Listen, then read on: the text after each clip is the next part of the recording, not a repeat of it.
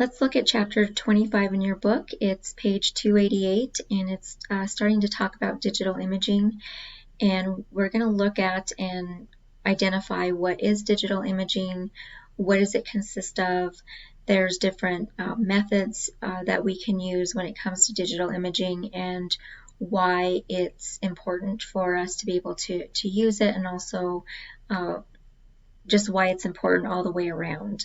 We know that digital imaging is very convenient, so that is definitely an advantage over conventional film.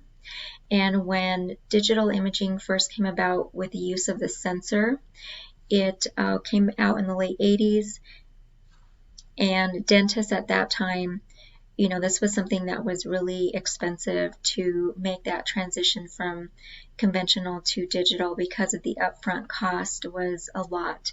You not only had to purchase the software associated with the sensor, but you also had to purchase the sensor itself.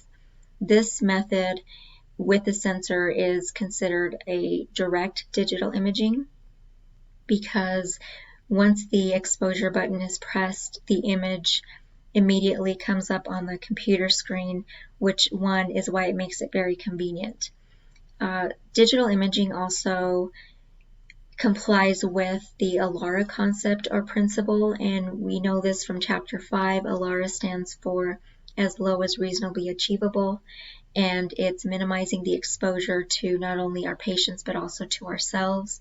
And we know that with the use of digital imaging, that reduction of exposure of radiation to our patients has greatly diminished, which makes it definitely a huge advantage. We also talked a little bit in infection control about greener dentistry and what greener dentistry looks like. And even though it's a little bit more of a challenge for us to go green in dentistry, digital is definitely a way for us to be able to do that and be a little bit more environmentally friendly. With the use of conventional x-rays, it requires film packets, it requires chemicals to process the film, and also chemicals to maintain and clean our processor.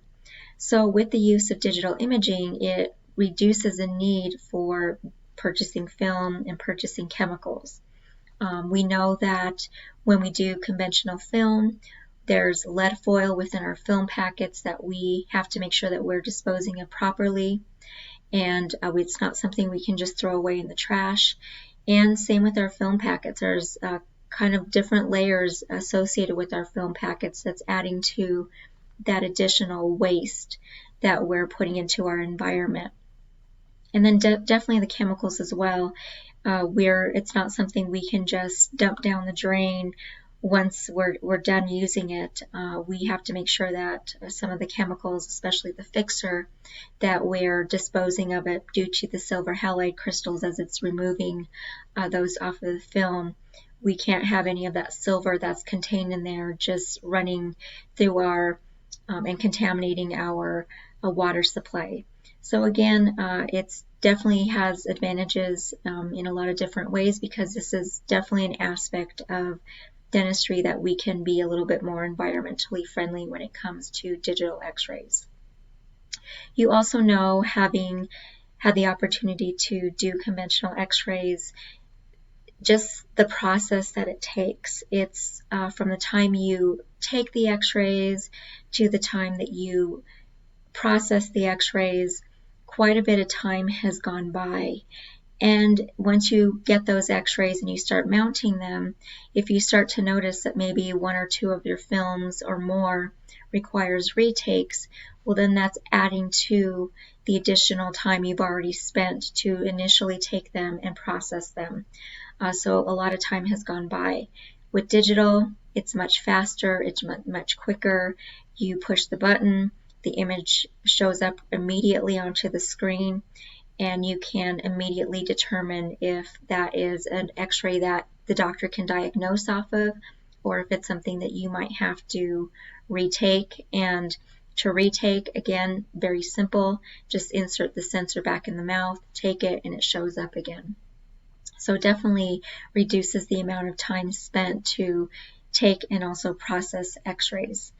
So direct digital imaging uses a digital sensor, which allows for that image to immediately show up on the screen. With our digital sensors, there are some disadvantages to using them, and they are bulky, as many of you know who have had dental x-rays done. They're not very comfortable. So, your trade-off for convenience is, you're trading off the comfortness of like you would have with your conventional film. Not that any x-rays are comfortable, but definitely the bulkiness and the rigidness of our sensors definitely makes it much more difficult and definitely more challenging, especially if patients have a shallow palate or tori. It definitely increases the challenge that we have trying to get those good x-rays. Next thing I want to talk about is something else that you're going to be using. It's another technique or method, and this would be considered an indirect digital imaging. And I'm using Scanix simply because Scanix is what we use in the clinic. And there's different brands out there, but they're all pretty much the same concept. The reason this is considered indirect digital imaging is because it requires the need for additional equipment. Unlike your digital sensors with direct digital imaging, the only thing it required was a sensor and the computer, the software that goes with that sensor.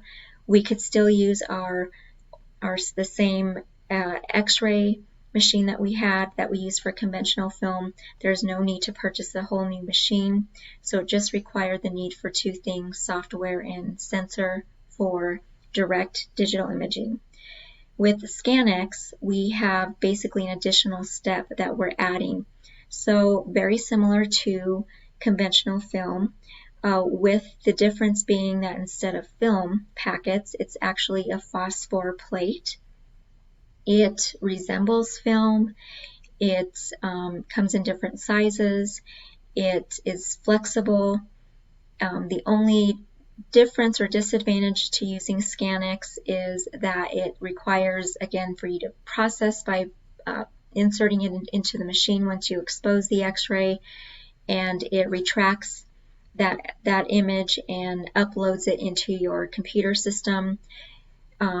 Another thing is it's, unlike your sensor where you can use your sensor for multiple x-rays, if you're taking several x-rays, it's going to require you to have additional phosphor plates, very similar to film, because only one image can be placed onto that phosphor plate at a time. So again, very similar to film in that regard, where if you're taking a full mouth x-ray of 18 x-rays, you're going to have 18 phosphor plates, and you're going to have to scan each one into the machine in order for that image to then be uploaded into a digital image. So again, advantages and disadvantages to both techniques. Some dental offices prefer the Scanix just because you don't have the bulkiness and the wire that you do have with your digital sensors. These are wireless, they're more comfortable for the patient, and it still produces a very good quality image, with the difference being that you're scanning it in versus processing it with chemicals.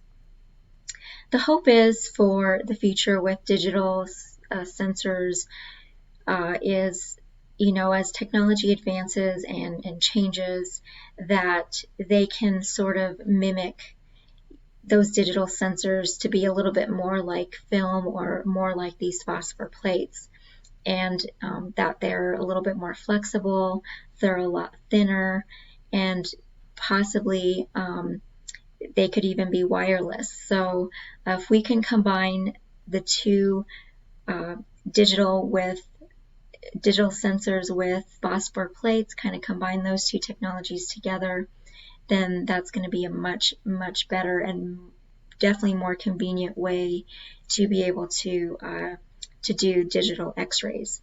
So hope this video helps as you continue on and do your activity within Chapter 25. And if you have any questions, please let me know.